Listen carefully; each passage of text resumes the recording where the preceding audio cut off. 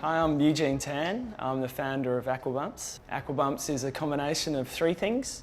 It's a website, it's a daily email, and there's a physical gallery where I sell the photographs taken on the blog. It started in '99, so it's been around for quite a while now.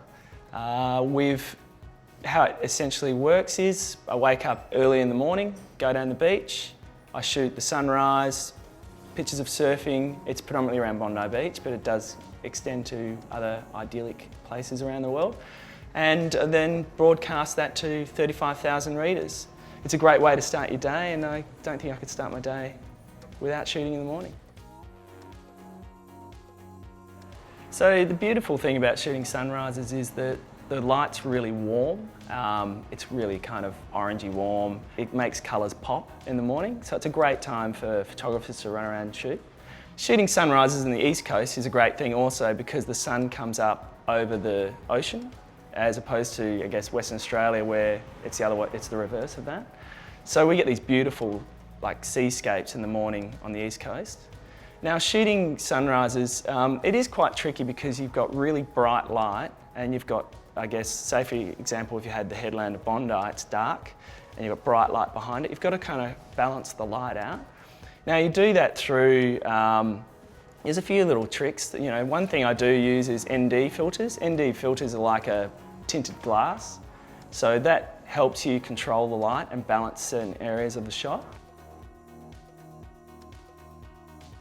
Shooting sunsets is very similar to shooting sunrises. The tips are the same. I'd probably use an ND grad to help control the light because there's obviously going to be that big bright light and dark spots, so you're trying to balance that out.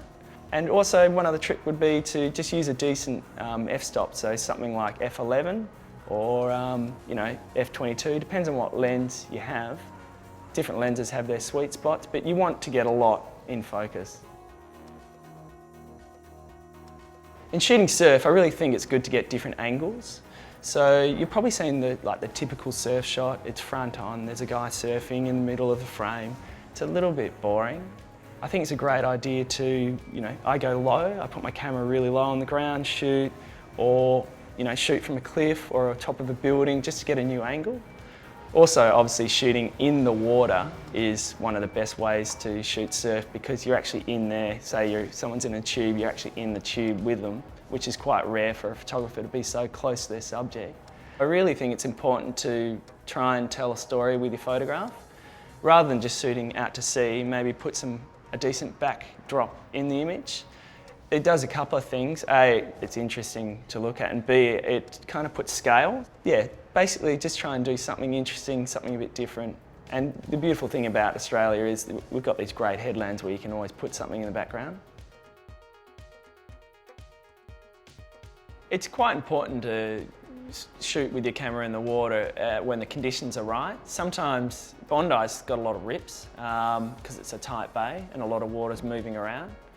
So I always stand there for about 10 minutes, have a good look around, watch if the rips are bad, see if it's going to be hard to paddle against it. The other factor that contributes to whether I shoot in the water or not is water clarity. Obviously I do a lot of underwater images. On a clear day, say incoming tide, we haven't had a big swell or rain in a long time, you've got to get crystal clear water. So if it's clear, I'll definitely jump in and shoot. Another factor is if there's good surfers in the water, I'd much rather shoot in the water. You can just get so much closer to the good surfers and get a more kind of dramatic shot.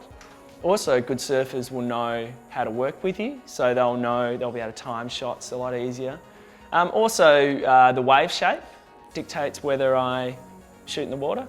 Barreling waves look great to shoot inside and you can get some great angles that way. So if the waves are kind of fat and not really heeling over, they're just dribbling like this, it's not really exciting to shoot in the water. If you really want to get some decent sunrise images, I think you've got to commit yourself to getting up early every day for say a month, going down the beach and shooting whatever you see down there. If you do that for a month, you'll probably get a handful of mornings with really good crisp light. So give it a go.